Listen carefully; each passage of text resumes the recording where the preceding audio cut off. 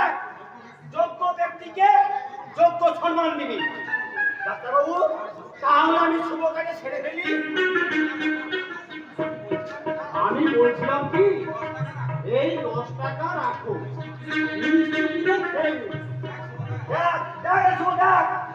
তুই মানুষ চিনতে পারলি না? তোমার মতো মানুষকে আমি খুব ভালো করেই চিনতে পেরেছি।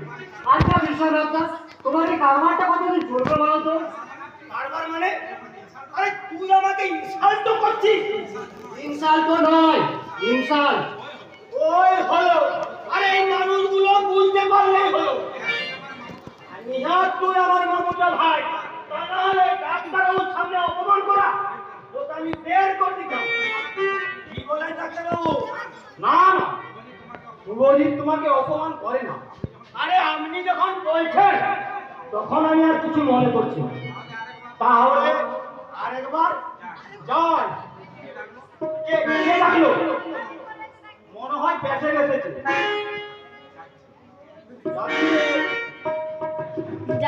এখানে তো ডাকার মতো কেউ নেই। আর পেশেন্ট কোথায়? পেশেন্ট তো নয়, পেশেন্ট। কোথায় কোথায় খুব ফরিদ বলি তো আমি রেগে যাই। আরে আমি তো তোর দাদা হতে নাকি? আরে কতদিন পরে আমার বাড়ি এলাম, কোথায় একটু খাতি যত্ন করবি তা না। সত্যি দাদা, এটা কিন্তু ভীষণ ভীষণ অন্যায়। আরে লাবণ্য, তুই তো বড় দিনে তোকে তো আর বোন বলা যাবে না, তোকে তো আবার দিদি বলে রাখতে হবে। সে তো বটে, তবে তো 10 টাকা রোজগার হবে। দেখলি লাবণ্য কেমন আমাকে ইনসাল্ট করলো? আরে তুই আমাকে দেখে হাসছিস? না না না না না, আমি হাসি না, আসলে তুমি সে আগের মতনই রয়ে আরে গেছো। নেচারও তো কারো কিছু পাল্টায়। নেচারও তো নয়, বলো নেচার। দেখ দেখ শুভ, তুই কিন্তু খুব বাড়াবাড়ি করছিস। তুমি তো প্রত্যেক ট্যাঙ্কেরই কথাতে একটা করে টোল জুড়ে দিচ্ছ। আরে তাতে তোর কি? আরে বড় বড় ইংরেজ ছায়ারা প্রত্যেকটা কথাতে একটা করে টোল জুড়ে দেয়। আরে তোমার বাড়ি কোথায় আছে? তোমার নাম কি আছে? আরে ওরা না হয় টোটা আগে জুড়ে, আমি না হয় একটু দেরিতে জুড়ি। তাতে তোর ইনসাল্ট করার কি আছে? তুমি ঠিক কথা বলতে বিশ্বনাথ দাদা, তোর কিন্তু ভীষণ অন্যায়। এইভাবে কিন্তু দাদাকে ইনসাল্ট করা উচিত। আমি কিন্তু তোর পক্ষে একেবারে। এই না হলে আমার বোন। তোর মনে আছে লাবণ্য, সেই একদিন সব কিছু কি মনে রাখা সম্ভব? সকাল থেকে দুটো ধরাতে চটে মাঠ পর্যন্ত করতে হয়।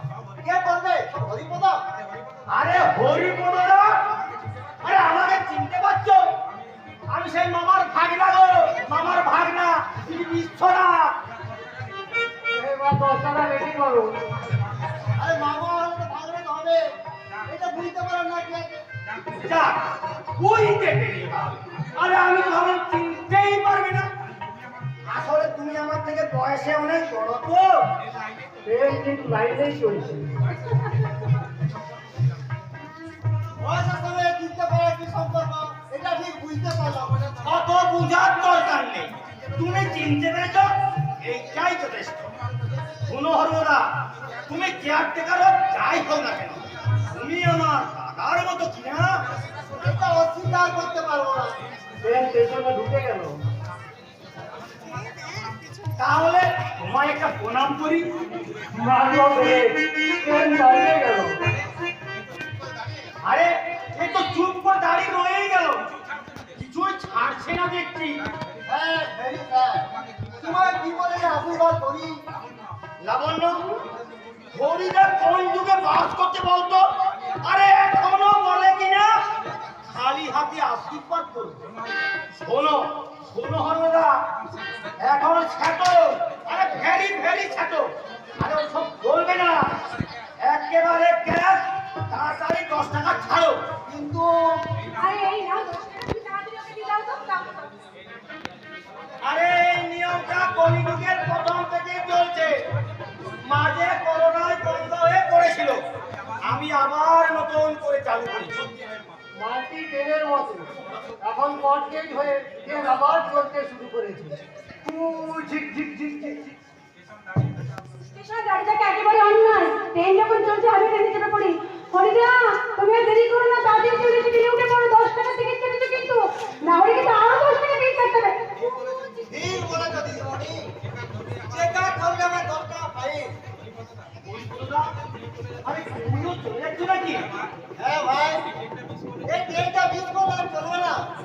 আরে চলেই যখন যাচ্ছ একটু দাঁড়াও, প্রণামটা সেরে নি।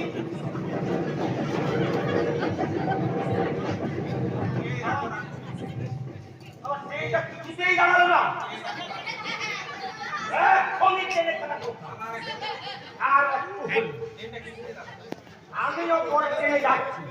আরে গাল ছুঁয়ে পালাবি, ভুত ছিঁড়ে যাবি কোথাও।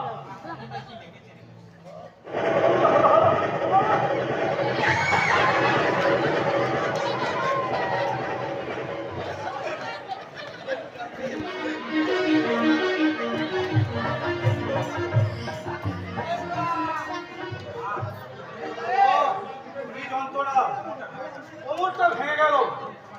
আধুনিক সমাজের উলঙ্গ পরিকাঠামো সভ্যতার কোমরটা একেবারে ভেঙে গেল। পারবে না অজিত, পারবে না। তোমাদের মতো যুব সমাজ কাজটা করে পঙ্গু করে দিয়েছে। দেখছো না সারা পৃথিবী জুড়ে শুধু এক সন্তান ধ্বংস করার কি আদিম খেলা। জানি মাস্টারমশাই, জানি নানা রকমের চক্রান্ত করে পরবর্তী গিয়ে আমাদের স্বপ্নগুলো ভেঙে দিচ্ছে। ধীরে ধীরে শিক্ষা প্রতিষ্ঠানগুলো রাজনীতির আগ্রা হয়ে উঠছে।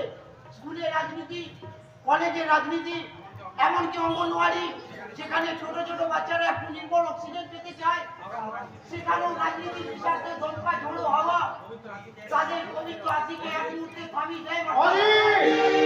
বলুন না মাস্টারমশাই, একটা 5 বছরের শিশু কাজের স্বার্থে রাজনীতির শিকার, একটা 8 বছরের শিশু কাজের স্বার্থে মাথায় তুলে নিয়েছে শ্রমিকের বোঝা। এখনো কাজের স্বার্থে একটা 12 বছরের তরুণীকে বিয়ের পরিতে বসতে হয় মাস্টারমশাই। জানি না, আমি জানি না। আমি শুধু দেখতে পাচ্ছি এই সুন্দর পৃথিবীটা